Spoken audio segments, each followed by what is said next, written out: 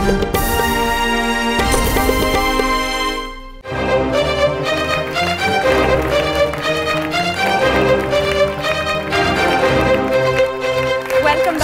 மூலம் சினிமா சமூகத்தை சீரழிக்குதா இல்லையாங்கிற நம்பிக்கையை பற்றி தான் இன்றைக்கி பேசிகிட்டு இருக்கோம் ரிஷி மூலத்தில். நம்ம இங்கே முன்னாடி பேசிகிட்டு இருந்தபோது ஒரு குரூப் சொன்னாங்க சினிமானால சமூகத்தில் நிறைய சீரழிவு நடக்குதுன்ட்டு. இன்னொரு பக்கம் சொன்னீங்க இல்லை சினிமானால நம்ம சமூகத்தில் நிறைய நல்ல விஷயங்கள் நடந்திருக்கு, சினிமாவில் இன்ஸ்பயர் ஆகி நிறைய பாசிட்டிவான விஷயங்கள் நடந்திருக்குன்னு.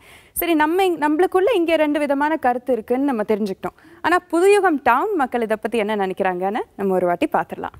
சினிமாவால் சமுதாய சீரழிவதுன்னா என்னால் ஒத்துக்க முடியாது. ஏன்னா இங்கே நடக்கிறது தான் நம்ம சினிமாவில் பார்க்குறோம். சினிமா கண்டிப்பாக எல்லாருமே ஸ்பாயில் பண்ணுது. நீங்கள் நெகட்டிவ் சைட் மட்டுமே பார்க்கக்கூடாது, பாசிட்டிவும் பார்க்கலாம். சினிமா பார்த்து இப்போ எல்லாம் சின்ன பசங்கள்லேருந்து எல்லாரும் லவ்னு போய் விழுறாங்க.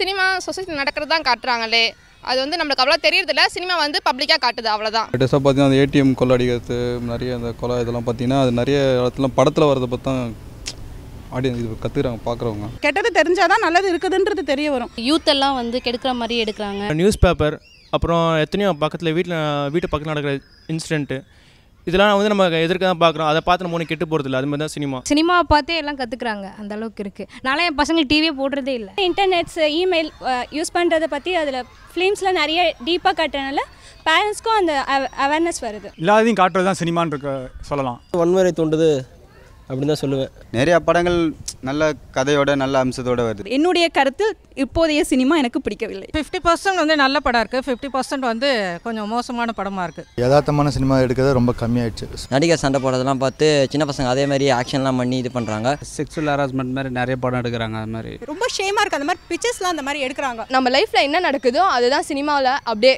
கன்வே பண்ணுறாங்க.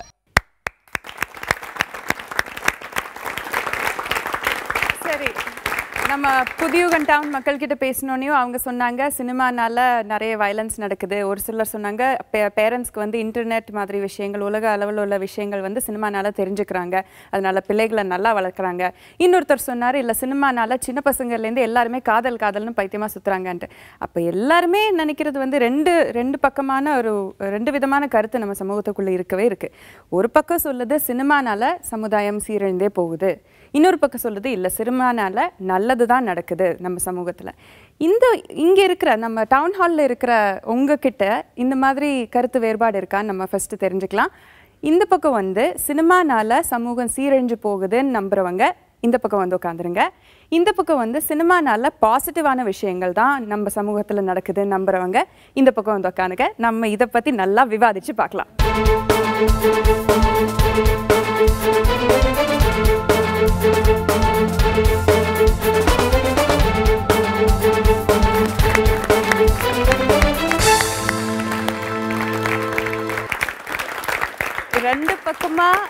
ரெண்டு பக்கமா பிரிஞ்சு உட்காருங்கன்னு சொன்னோடனே அவ்வளோ ஈக்குவலாக உட்காந்துருக்கீங்களே, இது ரொம்ப சுவாரஸ்யமான டிபேட் ஆக போகுதுன்னு எனக்கு டெஃபினெட்லி தெரியும். சரி, நான் இந்த பக்கத்துலேருந்து ஆரம்பிக்கலான்னு இருக்கேன். ஏன்னா நான் வந்து சினிமாக்காரி, நீங்கள் எப்படி சினிமா எதிர்த்து பேசலாம்.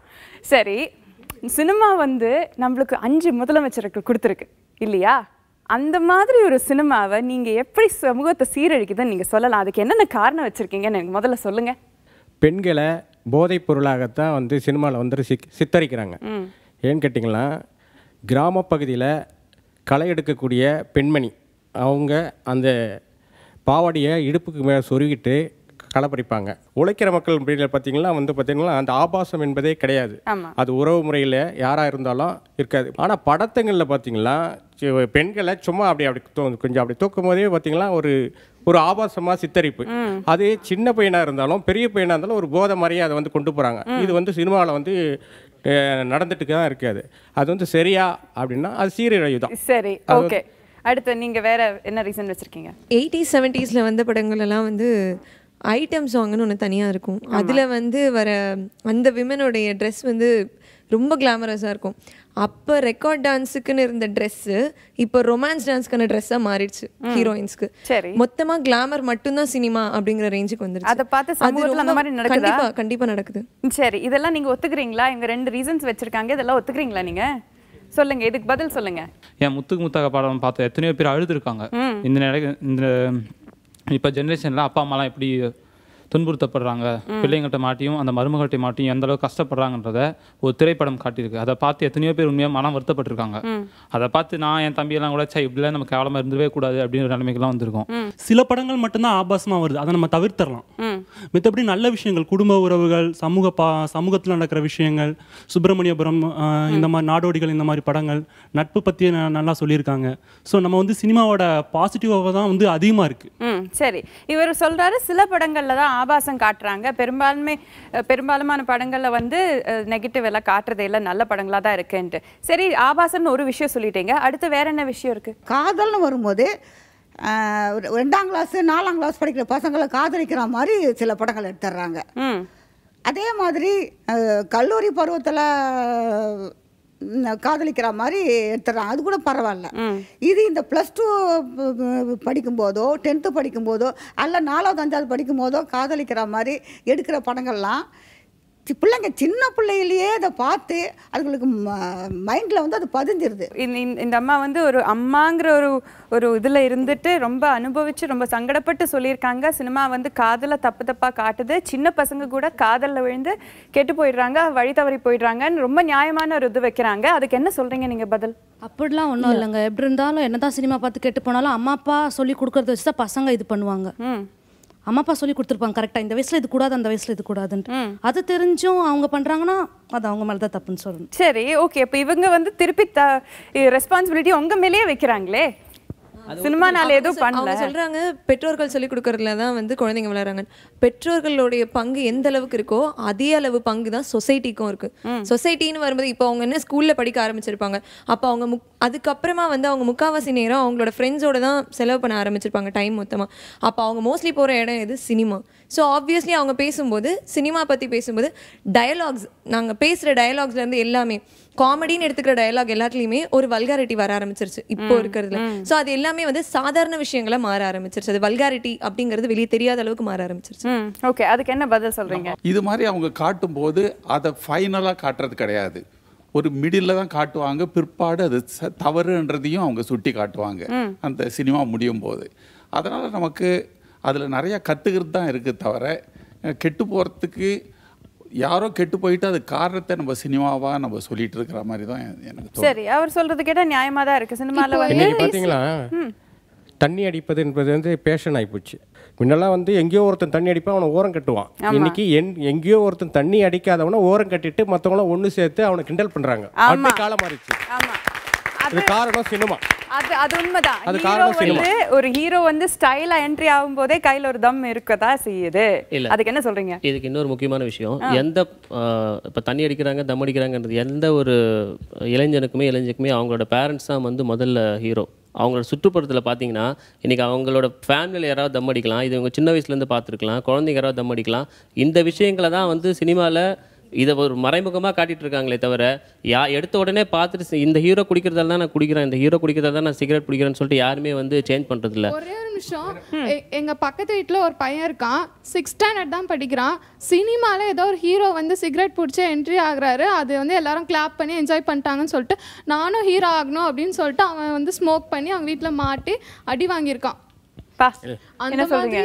அந்த மாதிரி பண்ணுறதுக்கு வந்து அவன் அந்த ஸ்டேஜில் அவனோட மென்டாலிட்டி சரியில்லை. அது வந்து அவங்க வீட்டில் தான் தடுத்துருக்கு. அவங்க வீட்டில் யாருக்குமே அந்த பழக்கம் இல்லை, யாருக்குமே இல்லை. அவன் வந்து சினிமா பார்த்துங்கிறது மட்டும் அவசியம் இல்லை, அவன் வந்து அந்த பக்கம் வேற யாராவது பார்த்துருக்கலாம். நிறைய பசங்க குடிக்கிறாங்க இப்போலாம். அவங்க சொல்றாங்களே சினிமா பார்த்து ஹீரோ மாதிரி ஆகணும்னு நினச்சி தான் அவன் பண்ணாருன்னு சொன்னாங்களே. இதே சின்ன வயசு பசங்க சொல்றீங்க, அவங்க படத்துக்கு போகும்போது ஒன்னி பேரண்ட்ஸோட தான் போவாங்க. கீழே அழகா போட்டிருக்கு மது அருந்துவது உடல் நலத்துக்கு கேடுன்ட்டு. அது போட்டிருக்கும் போது அதை ரீட் பண்ணி சொல்றதுக்கு அவங்க பேரண்ட்ஸால முடியாதா? அண்ட் அதே மாதிரி யூ சர்டிஃபிகேட் A சர்டிஃபிகேட் கொடுக்குறாங்க. ஓகேங்களா, யூ சர்டிஃபிகேட் கொடுக்குற மூவிஸ்க்கு மட்டும்தான் நாங்கள் வந்து எங்கள் பசங்களை கூப்பிட்டு போவோம், மற்ற மூவிக்கு நாங்கள் கூப்பிட்டு போக மாட்டோம் அப்படின்னு யாருமே பண்றது இல்லையே. முதல்ல இந்த ரூல்ஸ் சொல்லி கொடுங்க. அவங்க வந்து சொன்னாங்க சினிமா பார்த்துல பேரண்ட்ஸோட கைட் வேணும் அப்படின்ட்டு. இது அவங்க ஹேர் பண்ணியிருக்காங்களே ஹேர் ஸ்டைல், அவங்க பேரண்ட்ஸை சொல்லி கொடுத்தாங்கன்னு கேளுங்க. இல்லை அந்த ட்ரெஸ்ஸு அம்மா நீ வந்து இதெல்லாம் போய் பியூட்டி பார்லர் போய் பண்ணிக்கோமா அப்படின்னு யார் கற்றுக் கொடுத்தான்னு கேளுங்க.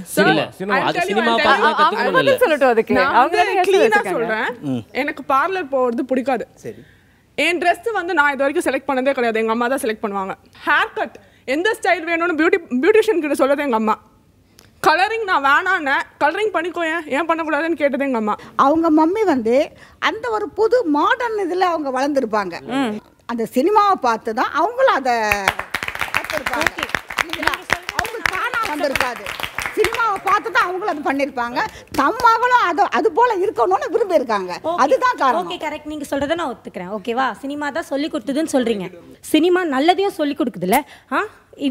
இவங்க ட்ரெஸ் பண்ணிட்டு வந்திருக்காங்க. இப்போ இந்த இடத்துல இது ஒரு மீடியா, இந்த இடத்துல அவங்க கேவலமாக ட்ரெஸ் பண்ணிட்டு உட்காந்துருந்தா அக்செப்ட் பண்ணிப்பீங்களா? இதை சொல்லி கொடுத்ததும் மீடியா தானே? கண்டிப்பாக. அதுவும் நான் அதை சொல்லலை, நான் அப்படி சொல்லலை.